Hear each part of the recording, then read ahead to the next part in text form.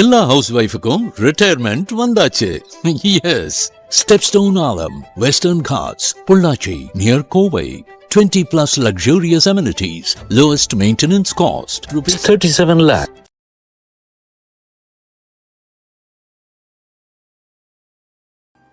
எங்கேயோ கிடக்கும், கண்ணுக்கு தெரியாமல் இருக்கும். அப்போ எங்கேயோ உள்ள பூர்வீகத்திலேருந்து வரக்கூடிய லாபங்கள், பண வரவு, வருமானம். ஏன்னா 2ஆம் இடம் பலமாயிடுது.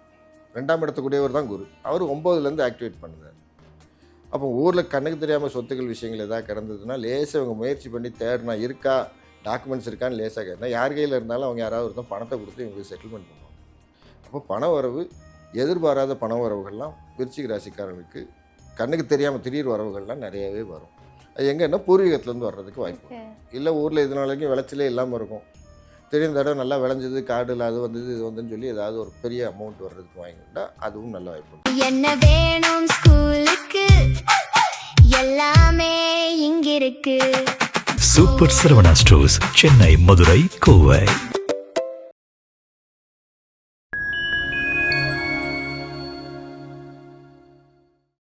நேயர்களுக்கு வணக்கம். இன்னைக்கு நம்ம கூட ஜோதிடர் நெல்லை சோமசுந்தரம் சார் இருக்காங்க. வணக்கம் சார். வணக்கம்மா. ஓகே சார், ஆல்ரெடி நம்ம முன்னாடி பேசின மாதிரி இந்த வருடம் குரு பெயர்ச்சி ஆகுதுன்னு சொல்லி இருந்தீங்க. ஸோ 12 ராசிகளுக்கும் குரு பெயர்ச்சி எப்படி அமைஞ்சிருக்குதுன்னு பார்த்துடலாம் சார். ஃபைன் டைம் சக்கர நேயர்கள் அனைவருக்கும் வணக்கம். முதல்ல ஒரு விநாயகர் பாட்டோட பேசலாம். வாக்குண்டாம் நல்ல மனமுண்டாம், மாமலரான் நோக்குண்டாம், மேனி நுடங்காது பூக்கொண்டு, துப்பார் திருமேனி தும்பிக்கையான் பாதம், தப்பாமல் சார்வார் தமக்கு. ஓகே, அதாவது குரு பயிற்சிங்கிறது வருஷத்துக்கு ஒரு தடவை. ஓகே, அப்போ 12 ராசி இருக்கிறதுனால ஒவ்வொரு ராசிக்காக சுற்றி குரு 12 ராசிக்கும் ஒவ்வொரு ராசிலையும் ஒவ்வொரு வருஷம் இருந்துட்டு வருவார். இது குரு பயிற்சி. நம்ம ராசி பலன் எடுக்கும்போது வருட கிரகங்கள்னு ஒன்று எடுப்போம், மாத கிரகங்கள்னு எடுப்போம், தினபலன்னு ஒன்று எடுப்போம். இப்போ வருட கிரகங்கள்லாம் குரு, சனி, ராகு, கேது, இது இயர்லி பிளானட்ஸ். குரு ஒரு வருஷத்துக்கு ஒரு தடவை டிரான்சிட் ஆவார். ராகு கேதுங்கிறது 1.5 வருஷத்துக்கு ஒரு தடவை டிரான்சிட்டு. சனிங்கிறது 2.5 வருஷத்துக்கு ஒரு ராசி. அப்போ சனி ஒரு சுற்றி முடிக்கிறதுக்கு 30 வருஷம் ஆகும். அதுதான் ஜென்ரலாக என்ன சொல்லுவாங்க, 30 வருஷம் எல்லா ராசிக்கும் சுற்றி முடித்தா 30 வருஷம் ஆச்சுன்னா ஒரு தலைமுறை குடும்பம் 30 வருஷம் வாழ்ந்தவனும் கிடையாது, 30 வருஷம் வீழ்ந்தவனும் கிடையாது. ஏன்னா சனி எல்லா ராசியிலும் சுற்றி வந்துட்டாருன்னா அவங்க லைஃப் மாறிடும் அப்படின்னு. இப்போ குரு ஒவ்வொரு ராசிக்கும் மாறி வர்றது அந்தந்த ஒரு வருஷத்துக்கு ஒரு தடவை மாறுறது. அப்போ எந்த ராசிக்கு வராரோ அப்போ எந்தெந்த ராசிக்கு வரும்போது அந்தந்த ராசிலேருந்து எந்தெந்த ராசியை பார்க்குறோம். எப்பவுமே எப்படின்னா சனிக்கு என்னென்னா, சனி நின்ற இடம் பலம், சனி பார்த்த இடம் டேமேஜ். குரு எப்படின்னா நின்ற இடம் வீக்கு, பார்த்த இடம் பலம். அப்போ பார்த்த இடம் ஸ்தானத்தை பலப்படுத்துவார். அப்போ இப்போ என்ன ஆகுதுன்னா, பராப வருஷம் வைகாசி மாதம் குரு என்ன ஆகிறாரு, வாக்கிய பஞ்சாங்கம் பிரகாரம் குரு 26/5/2026 வைகாசி 12ஆம் தேதி செவ்வாய்க்கிழமை குரு டிரான்சிட் ஆகிறார். திருக்கணித பிரகாரம் பார்த்தீங்கன்னா 1/6/2026 வைகாசி 18ஆம் தேதி. 2 பஞ்சாங்கம் இருக்குது, 2 பஞ்சாங்கத்துக்கு உண்டான நம்பர் ஆஃப் டேஸ் வித்தியாசம். அப்போ இதில் குரு பயிற்சி ஆகுது. எங்கேருந்து பயிற்சி ஆகிறாருன்னா, மிதுன ராசியில் இது வரைக்கும் இருந்தார், அதிலிருந்து பயிற்சியாகி இப்போ கடகராசிக்குள்ளே வராரு. அப்போ கடகராசிங்கிறது நீர் ராசி. முதல்ல எல்லாத்துலையும் சொல்லியிருப்போம், கடகராசிங்கிறது நீர் ராசி. அப்போ நீர் ராசிக்குள் குரு வரும்போது என்னென்னா, நம்ம சனியோட பார்வை மீனத்திலிருந்து திரிகோண பார்வையாக கடகத்தை பார்த்துக்கிட்டு இருக்கு. அப்போ சனியோட பார்வை சந்திரன் கூட சேர்ந்து கடகராசி நீர் ராசியாக கடகராசியை சந்திரன் அங்கே தான் இது. அதில் குரு அங்கே உச்சமடையக்கூடிய ராசி. அப்போ குரு நீசமடையக்கூடிய ராசி மகர ராசியில் நீசமடைவார், உச்சமடைகிற ராசி கடகராசியில் உச்சமடைவார். உச்சம்னா பீக்கு பவரை கொடுப்பார்.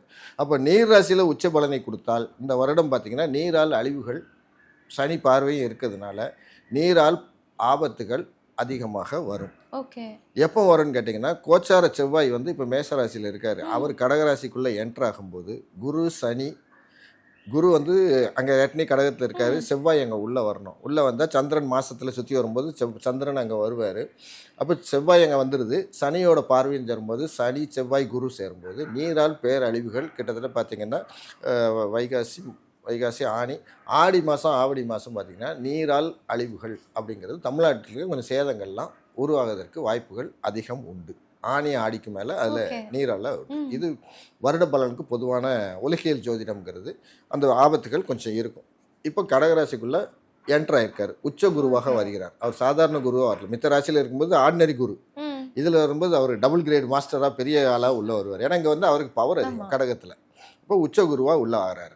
இதுதான் குரு பயிற்சி அப்படிங்கிறது. Okay sir. அடுத்ததா விருச்சக ராசிக்காரர்களுக்கு இந்த வருடம் குரு பெயர்ச்சி எப்படி அமைஞ்சிருக்கு? விருச்சிக ராசிக்கு பார்த்தீங்கன்னா 2க்கும் 5க்கும் உடைய குரு. அவர் இது வரைக்கும் 8ஆம் இடத்துல மறைஞ்சிக்கிட்டு இருந்தார். விருச்சிக ராசிக்கு பலம் இல்லாத இடத்துல இருந்தார். இப்போ நேராகவே வந்ததுனாலே 5ஆம் பார்வையாக ராசி விருச்சிக ராசியே பார்க்கறதுனால விருச்சிக ராசி பலமாயிருவாங்க, நல்ல ஸ்ட்ராங் ஆயிடுவாங்க. 2க்கும் 5க்கும் உடைய என்னென்னா 2ஆம் இடம் குடும்பம், 5ஆம் இடம் குழந்தைகள். அப்போ குழந்தை வாய்ப்பை எதிர்பார்த்துட்டு இருக்கவங்களுக்கு 2ஆம் இடம் வரவுன்னு இன்னொரு ஆஸ்பெக்ட் எடுக்கலாம். அப்போ குழந்தை வாய்ப்புக்கு எதிர்பார்த்துட்டு இருந்தாங்கன்னா குழந்தை வாய்ப்பு கிடைக்குமானா கிடைக்கும். ஏன்னா ராசியவே நேராகவே குரு பார்த்துடுறாரு. 2வது 3ஆம் இடம் முயற்சி, அதையும் குரு பார்க்குறாரு. ராசியை பார்க்குறாரு, முயற்சியை பார்க்குறாரு, 5ஆம் இடம் குழந்தை பார்க்காரு. அப்போ இந்த குழந்தை பாக்கியம் இல்லாதவங்க, இந்த ஏதோ இந்த செயற்கை முறைக்கு ட்ரை பண்ணுறவங்க போகிறவங்க, இல்லை புதுசாக கல்யாணம் இதாக இருக்கிறவங்க குழந்தைக்கு பாக்கியத்துக்கு முயற்சி பண்ணாங்கன்னா குழந்தை பாக்கியம் உண்டான இந்த உச்ச குரு அருமையாக கொடுப்பார். 1க்கு 2 புள்ளியாக கூட கொடுத்துடலாம். அப்போ விருச்சிக ராசிக்கு இதெல்லாம் ஒரு பாசிட்டிவான விஷயங்கள். கொஞ்சம் என்னென்னா 9ல் குரு வரும்போது என்னென்னா 9ங்கிறது குரு வந்து இந்த 2, 5 கனெக்ட் பண்ணி 9 கொண்டு வருவார். 9ஆம் இடம் பாக்கியஸ்தானம், 5ஆம் இடம் உங்களுக்கு பூர்வீகம். அப்போ பூர்வீகத்துலேருந்து ஏதாவது லாபம் உண்டானா கண்டிப்பாக விஷயங்கள்லாம் கிடைக்கும். ஏதோ எங்கள் தாத்தா வாங்கி போட்ட சொத்தில் பணம் கிடைச்சதுன்னா திடீர்னு கிடைக்கும். எங்கேயோ கிடக்கும், கண்ணுக்கு தெரியாமல் இருக்கும். அப்போ எங்கேயோ உள்ள பூர்வீகத்திலேருந்து வரக்கூடிய லாபங்கள், பண வரவு, வருமானம். ஏன்னா 2ஆம் இடம் பலமாயிடுது. 2ஆம் இடத்துக்குடையவர் தான் குரு. அவர் 9லேருந்து ஆக்டிவேட் பண்ணுறார். அப்போ ஊரில் கண்ணுக்கு தெரியாமல் சொத்துக்கள் விஷயங்கள் எதாவது கிடந்ததுன்னா லேசாக அவங்க முயற்சி பண்ணி தேடினா இருக்கா, டாக்குமெண்ட்ஸ் இருக்கான்னு லேசாக கேட்டால் யார் கையில் இருந்தாலும் அவங்க யாராவது ஒருத்தன் பணத்தை கொடுத்து இவங்களுக்கு செட்டில்மெண்ட் பண்ணுவாங்க. அப்போ பண வரவு, எதிர்பாராத பண வரவுகள்லாம் விருச்சிக ராசிக்காரர்களுக்கு கண்ணுக்கு தெரியாமல் திடீர் வரவுகள்லாம் நிறையவே வரும். அது எங்கன்னா பூர்வீகத்துலேருந்து வர்றதுக்கு வாய்ப்பு உண்டு. இல்லை ஊரில் இது நாளைக்கும் விளைச்சலே இல்லாமல் இருக்கும், திடீர்னு தடவை நல்லா விளைஞ்சது, காடில் அது வந்தது இது வந்துன்னு சொல்லி ஏதாவது ஒரு பெரிய அமௌண்ட் வர்றதுக்கு வாங்கிட்டா அதுவும் நல்ல வாய்ப்பு உண்டு. தந்தை வழி மூலம் உள்ள விஷயங்கள், அதாவது பூர்வீகம்னா தந்தை வழி தானே, அதில் உள்ள விஷயங்கள் மூலம் பண வரவுகள் கிடைக்குமானா நல்லாவே கிடைக்கக்குண்டான வாய்ப்புகள் விருச்சிகத்துக்கு